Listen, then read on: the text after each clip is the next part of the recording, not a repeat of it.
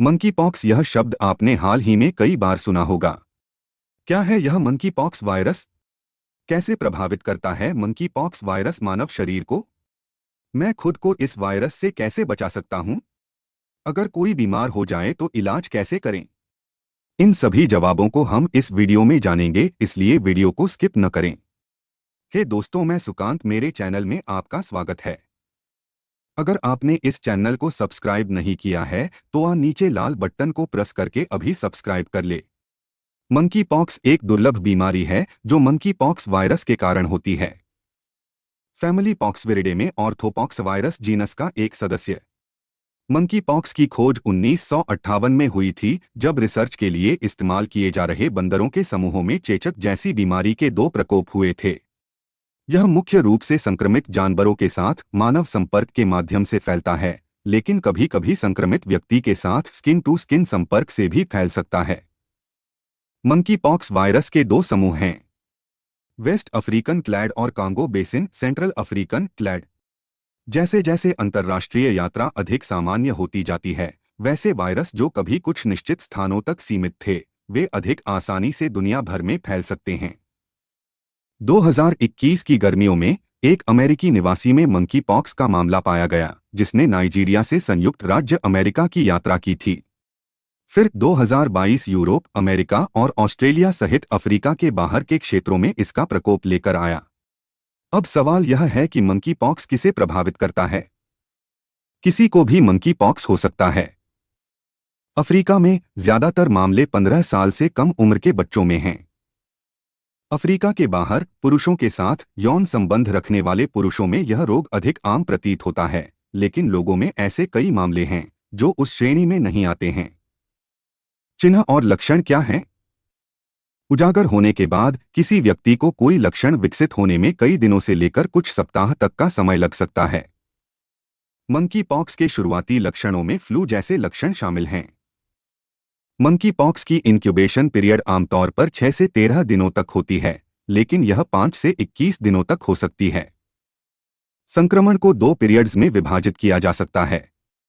आक्रमण अवधि 0 से 5 दिनों के बीच रहती है। बुखार, तीव्र सिरदर्द, लिम्फ नोड्स की सूजन, पीठ दर्द, मांसपेशियों में दर्द और तीव्र अस्थि या ऊर्जा की कमी जैसे विशेषता है। लिम्फेडेनोपैथी अन्य बीमारियों की तुलना में मंकी पॉक्स की एक विशिष्ट विशेषता है, जो शुरू में चिकन पॉक्स, खसरा, चेचक के समान दिखाई दे सकती है। त्वचा का फटना आमतौर पर बुखार दिखने के 1 से 3 दिनों के भीतर शुरू हो जाता है। दाने धड़ के बजाय चेहरे और हाथ पांव पर अधिक केंद्रित होते हैं। यह चेहरे 95% और हाथों की हथेलियों और पैरों के तलवों 75% को प्रभावित करता है। ओरल म्यूकस मेम्ब्रेन्स 70%, जन्नांग 30% और कंजंक्टिवा 20%, साथ ही कॉर्निया भी प्रभावित होते हैं। व्यक्ति से व्यक्ति संचरण तब होता है जब आप संक्रमित व्यक्ति के घावों, पपड़ी, श्वसन बूंदों या मौखिक तरल पदार्थ के संपर्क में आते हैं। आमतौर पर गले लगाने, चुंबन या सेक्स जैसी करीबी अंतरंग स्थितियों के माध्यम से फैलता है। शोध जारी है, लेकिन शोधकर्ताओं को कन्फर्म नहीं है कि वायरस वीर्य या योनि तरल पदार्थ के माध्यम से फैलता है। आप हाल ही में दूषित सामग्री जैसे कपड़े, बिस्तर और संक्रमित व्यक्ति या जानवर द्वारा उपयोग किए जाने वाले अन्य लिनेन के संपर्क में आने से भी मंकी पॉक्स प्राप्त कर सकते हैं। डायग्नोसिस क्या है? चूंकि मंकी पॉक्स दुर्लभ है, इसलिए आपके स्वास्थ्य सेवा प्रदाता को पहले अन्य दाने की बीमारियों जैसे कि खसरा या चिकन पॉक्स पर संदेह हो सकता है। लेकिन सूजी हुई लिम्फ नोड्स आमतौर पर मंकी पॉक्स को अन्य चेचक से अलग करती हैं। मंकी पॉक्स का निदान करने के लिए आपका डॉक्टर खुले घाव से टिश्यू का नमूना लेता है। फिर वे इसे परीक्षण के लिए पॉलीमरेज चेन रिएक्शन के लिए एक प्रयोगशाला में भेजते हैं।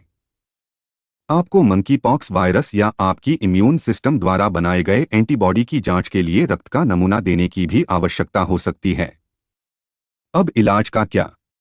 मंकी पॉक्स आमतौर पर 2 से 4 सप्ताह तक चलने वाले लक्षणों के साथ एक स्वसीमित बीमारी है।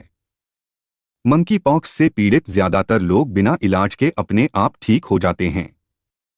डायग्नोसिस के बाद आपका डॉक्टर आपकी स्थिति की निगरानी करेगा और आपके लक्षणों को दूर करने का प्रयास करेगा, डिहाइड्रेशन को रोकेगा और यदि वे विकसित होते हैं तो सेकेंडरी बैक्टीरियल इन्फेक्शंस के इलाज के लिए आपको एंटीबायोटिक्स देंगे। मंकी पॉक्स के लिए वर्तमान में कोई अप्रूव्ड एंटीवायरल उपचार नहीं है।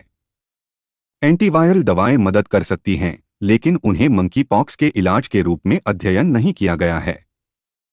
मंकी पॉक्स के खिलाफ गतिविधि के साथ कई जांच एंटीवायरल उपलब्ध हैं, लेकिन केवल एक शोध अध्ययन के हिस्से के रूप में। मंकी पॉक्स वायरस से बचाव कैसे करें?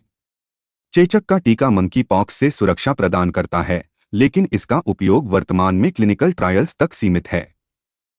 रोकथाम संक्रमित जानवरों के साथ मानव संपर्क को कम करने और व्यक्ति से व्यक्ति स्प्रेड को सीमित करने पर निर्भर करता है।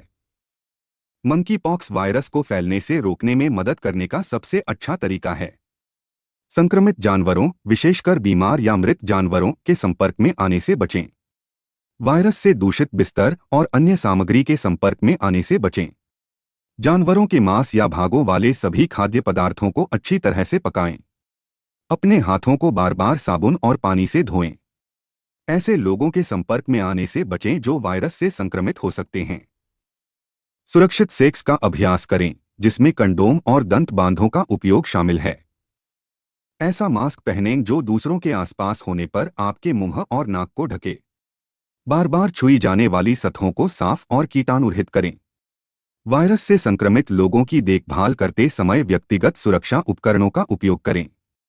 पिछले 2 साल अविश्वसनीय रूप से चुनौतीपूर्ण रहे हैं। हमारे जीने और काम करने के तरीके के बारे में कोविड महामारी बहुत बदल गई है। अब जैसे ही हम नियमित जीवन में वापस आना शुरू कर रहे हैं, हम एक उभरते खतरे के रूप में मंकी पॉक्स के बारे में बहुत सारी मीडिया में कहानियां सुन रहे हैं। लेकिन मंकी पॉक्स एक दुर्लभ बीमारी है। यह चुंबन और सेक्स जैसे निकट संपर्क के माध्यम से फैलता है। हालांकि हम अभी भी सीख रहे हैं कि मनुष्यों में मंकी पॉक्स कैसे फैलता है। खुद को बचाने का सबसे अच्छा तरीका है कि संक्रमित लोगों के संपर्क में आने से बचें। अपने हाथों को बार बार धोएं और भीड़भाड़ वाले इंडोर स्थानों में फेस मास्क पहनें। मंकी पॉक्स के शुरुआती लक्षण फ्लू जैसे होते हैं और इसमें बुखार, ठंड लगना और शरीर में दर्द शामिल हैं। कुछ दिनों के बाद एक दाने विकसित होना शुरू हो जाएगा। यदि आप लक्षण विकसित करते हैं तो अपने डॉक्टर से तुरंत संपर्क करें। धन्यवाद और कृपया मेरे चैनल को लाइक और सब्सक्राइब करना न भूलें।